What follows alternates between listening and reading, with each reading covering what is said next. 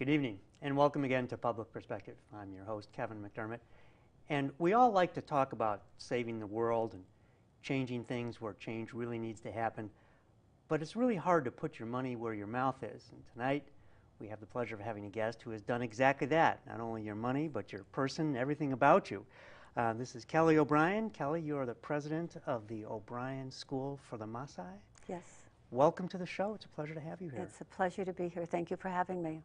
So, tell me first a little bit about the Maasai. Who are they, and how did you find them, and why do they need schools?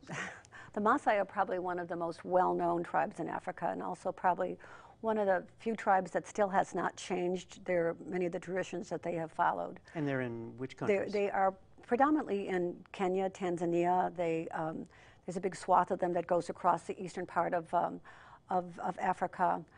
They are herders. At one point, they were actually the largest cattle owners in the world, only because they thought all the cattle were theirs, and so they were stealing everybody else's cows. But they still value their cows. I mean, their wealth is literally counted by the amount of cows that they have, and they really take care of their cows, and they also have many goats and sheep, which they live off of those. They trade those, but they just accumulate cows. But the Maasai, again, continue to live the way they have for hundreds of years. Right? Hundreds of years, probably from the time of Christ. The women still go to the well to gather water. The children go off to gather the wood for the fire at the end of the day. Typically, they eat one meal a day, and that's when the father or the boys come home with the cows and the goats. They have a little bit of rice. Their typical breakfast might be a cup of tea. So they have very little. Their life is incredibly harsh. The environment is harsh. They have a rainy season once a year. So again, if that rainy season isn't long enough, the grass soon disappears, which means many of their animals will die.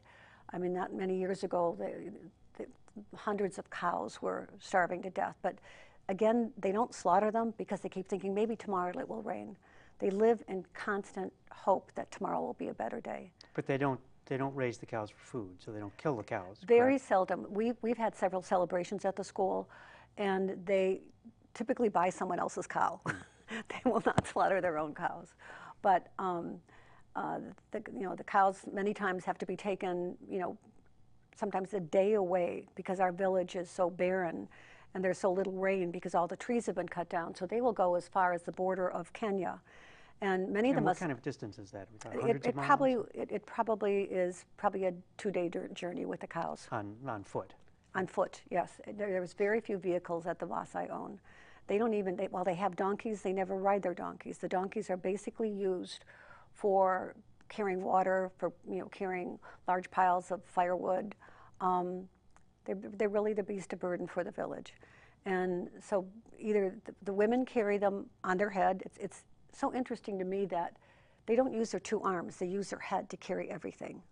Well, it probably distributes the weight very evenly throughout your body. But it's amazing how heavy some of these things are.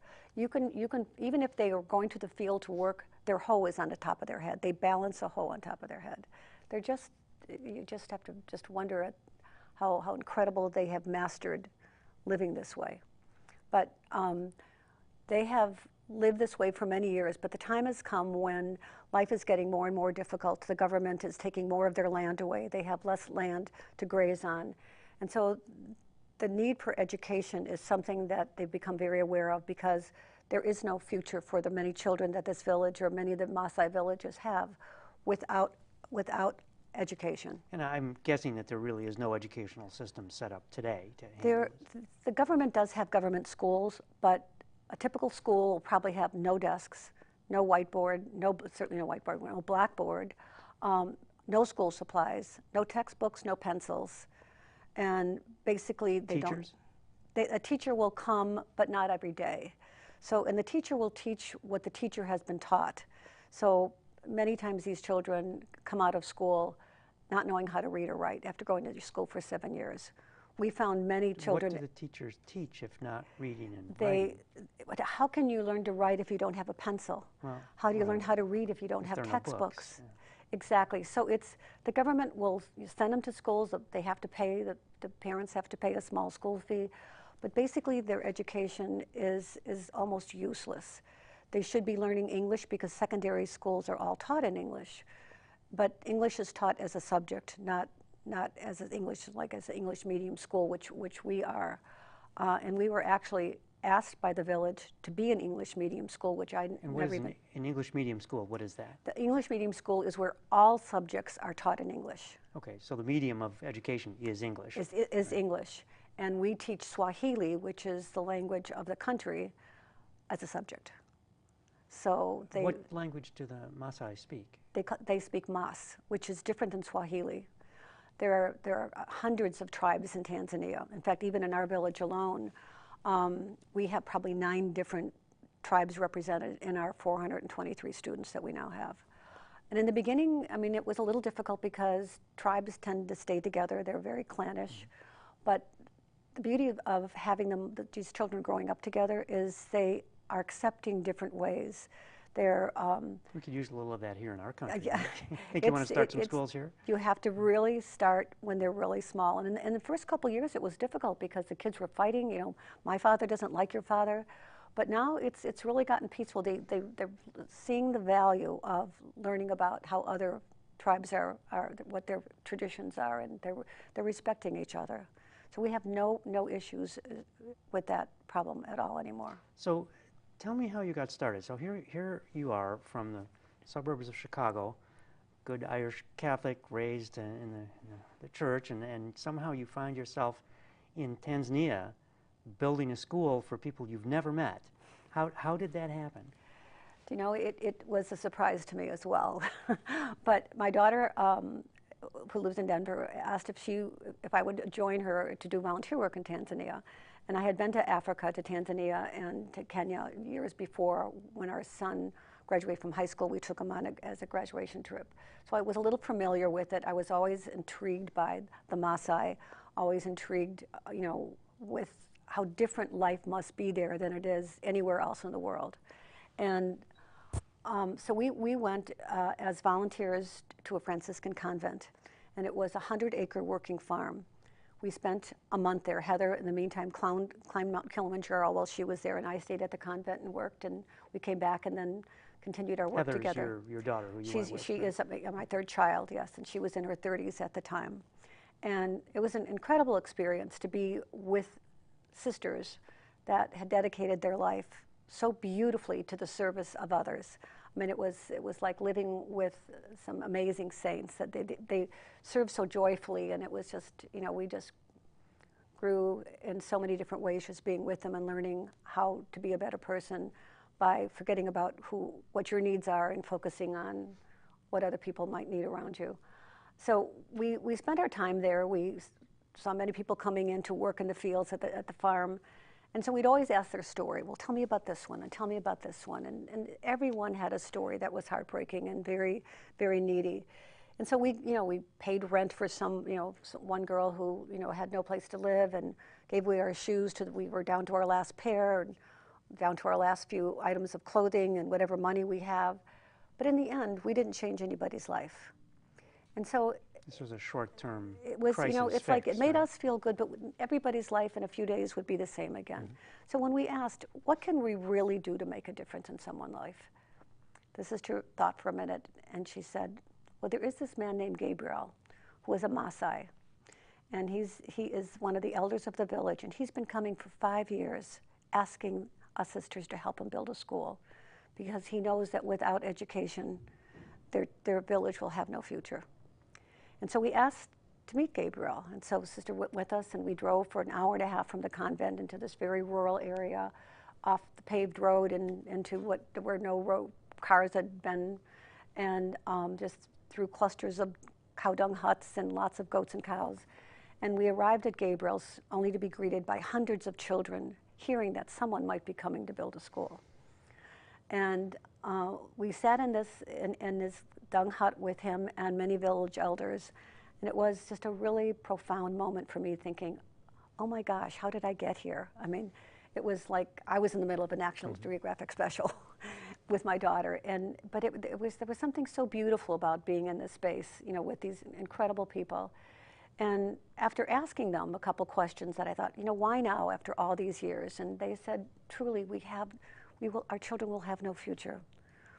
Please, if we could help, you could help us with How our did school. they come to realize that? I mean, because they'd been living this way for centuries. What was it now that was prompting them to make that recognition?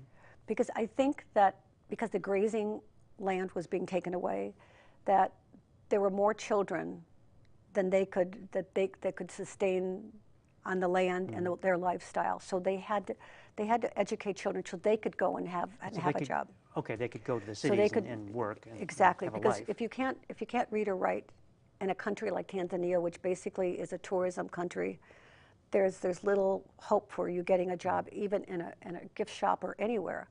And even mechanics are poorly trained. I mean, there's such a lack of people with quality training for electricians, for mechanics, for teachers. It just, so many, and a lot of that has to do with lack of basic education in the beginning, understanding, and even through education, it's learning how to problem solve. It's a thought process that you learn.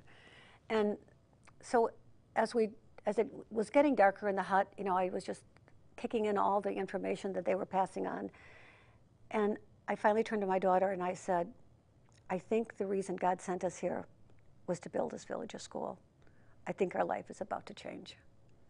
And so she nodded, and I announced to Sister Donna to announce to everyone that we would partner with them to create a school for the education of their children. And this is not having any idea how this would happen. You just made the decision. It just seemed that was the right thing to do. And ever since that moment, we have just been based on everything we do is based on let's do the next right thing. Not any long-range plan, not even a 6-month plan. It's let's just continue doing the next right thing. Well, it's astonishing that actually that works. No, it's I have to tell you, so far it's been working just fine for us. Well, it's been what, 9 years? Did you say? It's been 9 years, and so we left whatever money that we had with the sisters to help Gabriel build a school. But in the meantime, we had no idea what kind of school they were asking for. So we asked them, what is it you need in a school? And they said if only they could have 3 classrooms in a small office. And so on an envelope in the bottom of my purse, we just threw an L-shaped building, and that was, and we showed it to them, and they said, oh, that's perfect. It's a perfect school. So lo and behold, they took the envelope. 3 days later, they had the whole foundation dug. On the way to the airport, we stopped by, and we were just amazed. We put a stake in the ground that said, O'Brien School. They were the ones who named it, because we said they could name it whatever they want. No, if you are the one God sent, it must be named after your family. So we left, came back a year later for the opening of the school. We saw hundreds of children, not just the 150 we had, standing around wanting to come to school. And our classrooms probably had 75 kids, and they were all sitting on the ground eating out of a few bowls. And I thought, oh my gosh, we have a lot of work to do. So you had, by this time, but the school hadn't been built yet, if I'm following the timeline. No, but a year later we came back, and we came back and it was built, and we had. Now, in the intervening year, though, how did that happen? Did you ship materials from the United States? No, everything it was a cinder block building. Basically, the kids were sitting on the floor. They had no furniture. But you weren't there to supervise the building, nope, right? Nope, we just had the envelope. We had the envelope with the drawing on it. The sisters helped in some extent. They found a local builder just to build an L-shaped building. Very basic, tin roof. Did you help fund it? Was that? We did. Shortly after I arrived home, we did have a fundraiser, and I told the story, and I said, this village needs our help. I said, I know we can do this. So you essentially provided the funds. The nuns came over and found some contractors, and the village elders said, okay, here's what we want. Yes. And they built it. Yes, and Gabriel found teachers, and he found a man from Kenya who became our first headmaster because he spoke English, and so he knew that if we ever came back that we would be able to communicate with the headmaster. So after our first visit back... Gabriel, by the way, did not speak English, correct? Gabriel did not speak English. Okay.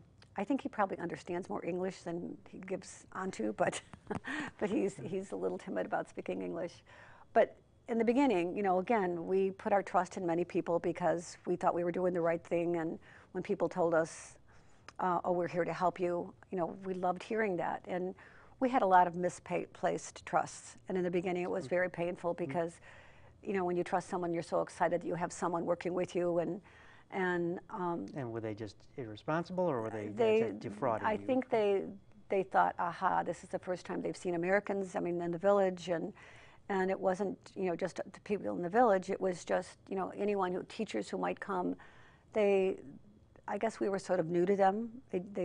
They all, not all, but many people in Africa think that we have trees that grow money.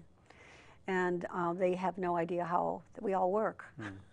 And so we went through a couple painful years, but we learned by those mistakes. We learned that, you know what, you have to think a little bit before you put your trust in somebody. And it's the first time I ever heard the word cunning used, even. And to be careful, and the sisters would say, you know, don't trust everybody. But in America, we trust everybody because they sound like they're sincere. And well, so that's the essence of the con, though. Yes. You sound very sincere and you trust the person. And it was a learning lesson for us. But you know what? We got through it, and I will say that at this time we have so much support from the village, so much support from the local, you know, politicians who are in the area, knowing how much good we're doing. You know, all the pastors in the area, the Catholic priest, the parents. I mean, everybody comes. When we show up, we have so many people surrounding us, just saying thank you. So, how many grades do you teach then? So, you've been up for 9 years. You have graduates yet? I mean, yes, primary education? school basically goes from preschool, which is kindergarten, to grade 7. They graduate in grade 7. Then they go to school for 2 more years, and if they pass that exam, they can go for 2 more years. So but is this all happening at your school, or your school is just this elementary through grade 7? It is only a primary school. Okay. So we take them up to grade 7. So we are now preparing for our 3rd graduating class. How exciting. And so we have national exams, and the national exams then determine what school they go to, or if they can even go to. If you don't pass the national exams, you can't even go to secondary school. So it's amazing that our school, out of 116 schools, our students are graded 3rd in the testing. Your graduates essentially almost all go on to the well, next level of education. They can go on, but again, this is the next problem that we are facing, is that many of them, all secondary schools are boarding schools. They're outside of the village. We do have one in the village, but it's not a very good school, so everyone wants to go to a boarding school where they can really focus on studies, not have to come home and fetch water, not have to come home and take care of the goats. They'd rather just go home, just go and be students. And so to send someone to a boarding school is about $1,500 a year, And they which don't have is a anywhere near huge that. amount of money. I mean, it's probably 2 cows if they would choose to sell their cows, but that's pretty hard to get them to do. So some of the students are actually going on scholarships because they've been so bright. Some of them we're having, some of our volunteers are contacting their friends, and so we're getting people to, especially the girls. I mean, most of the Maasai men, fathers, would prefer that their girls be married than go to secondary school. Not all of them, but many of them, because they do rather not deal with financing them for the next few years. And as opposed to getting married, they would probably get a gift of 20 cows and get a gift of $500 as a dowry. So No, I thought it was the parents of the bride who had to give the dowry to the it's the father of the bride gets the money. Gets the money. Oh, really? He gets the money. Interesting. So it's, we're right now, the new president in Tanzania has decreed that the new ruling is that no one is allowed to get married before the age of 18. And all students must stay in school, and anyone who, again, we have issues with, girls getting pregnant, with them being raped, and it's heartbreaking when these kids these young girls so much want to have a different future than their mothers. They want to get a job so they can come back and help their families. And well, let me stop you there for a second, because I know you brought some photos, and I want to make sure we get to see them before we run out of time. Great. So let's see if we can get them queued up. And then what I'd like you to do is, while we're showing the photos, is to talk us through them a little bit. Let us know what it is that we're looking at. This is a container that we've sent probably 4 containers that are parked in front of my house in the fall. And these are loaded with used school supplies from the Hinsdale schools. This is one of the last pictures we've taken of our school. We now have That looks like a very modern 13 classrooms. building. Yes, 13 classrooms. We are This is the container as it's being loaded. It's my brother Norm who has made 10 trips with me to Tanzania. And as you can see, we stuff it with Feed My Starving Children food, oatmeal, school supplies. One of the beginning pictures of our school were before it was fenced in. We had goats wandering around, very early days of our school. But now it's beautifully landscaped. Our first graduating class. And these hats came from a school from Hinsdale. The gowns that these students wore came from the middle school in Hinsdale. So just about everything that they sit on or they wear comes from Hinsdale or surrounding schools. Typically, this is the kind of shoes the Maasai wear. And those are tires, right? Made from tires. That's why these containers are so important, because we bring about 3,000 pairs of shoes. This is my driveway as we're getting prepared in Hinsdale, to, preparing to sort them out, to put them on the container. The people in our area are so incredibly generous. This is what our school looks like in the back. It's beautifully landscaped. We do everything we can to keep... That could be in Hinsdale. It's, well, this is what I do, and I just want the children to understand that we want them to be proud of coming to school. This is the inside of a Maasai hut. They cook on 3 stones in the corner so that all the carbon monoxide stays within that building, and it literally is dangerous, causing so many problems.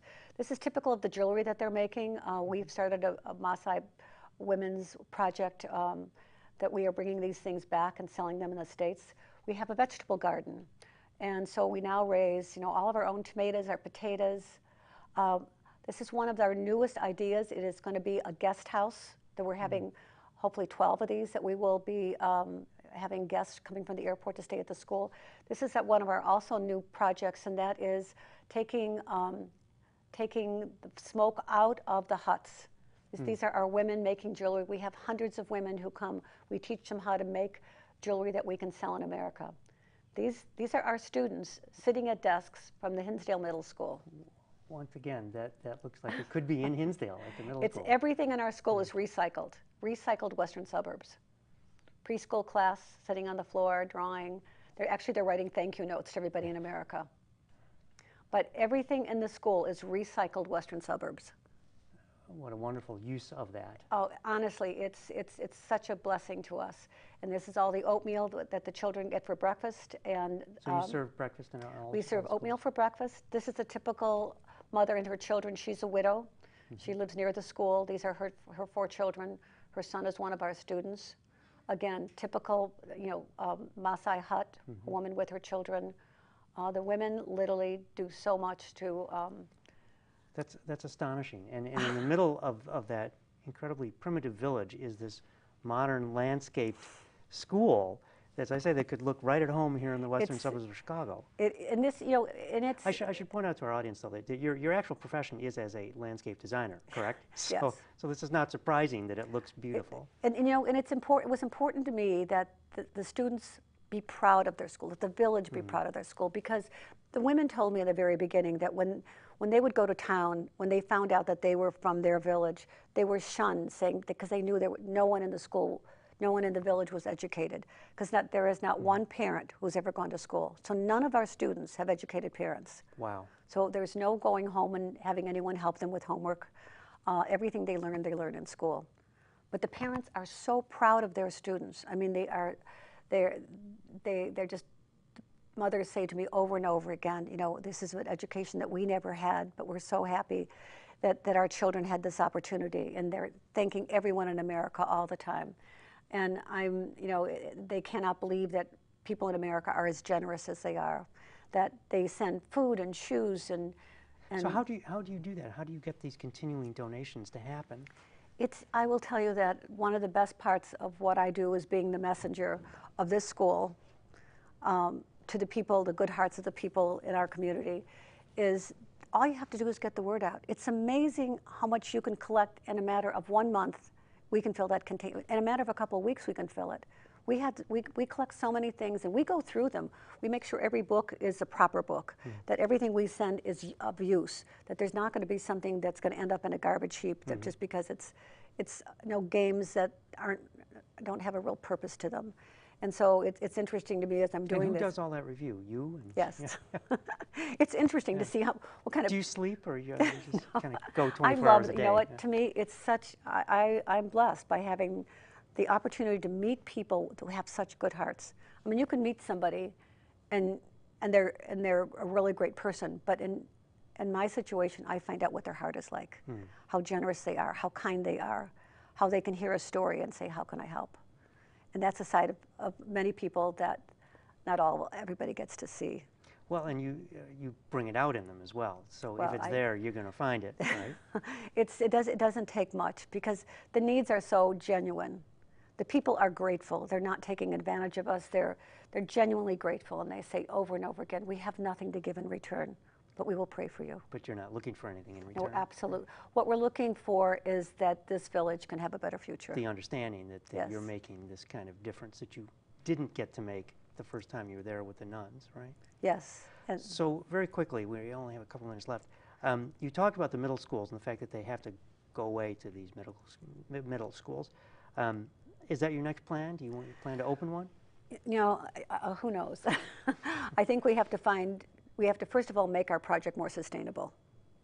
And that's one of the reasons we're building these guest houses, because we're so close to the airport.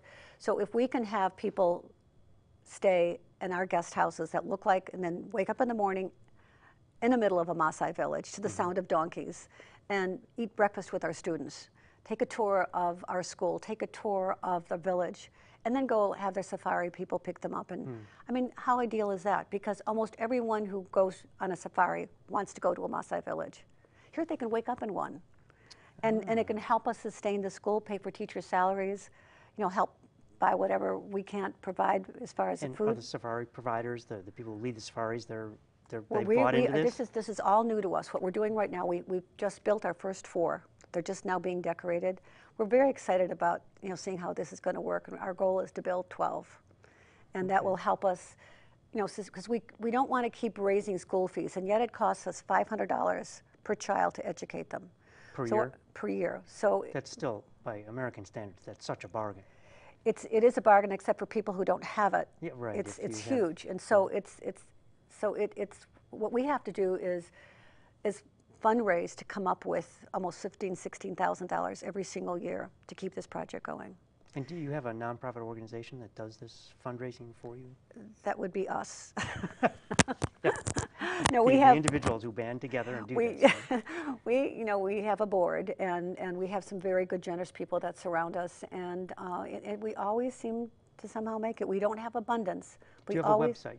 We do have a great website, and that And what is the name of it? What's the address? O'brienschool.org. O'brienschool.org. O'brienschool.org. No and apostrophe, just O-B-R-I-E-N. all lowercase, O'brienschool.org, and you can donate through the website, through PayPal, or our address is on there. You can mail the checks to us as well.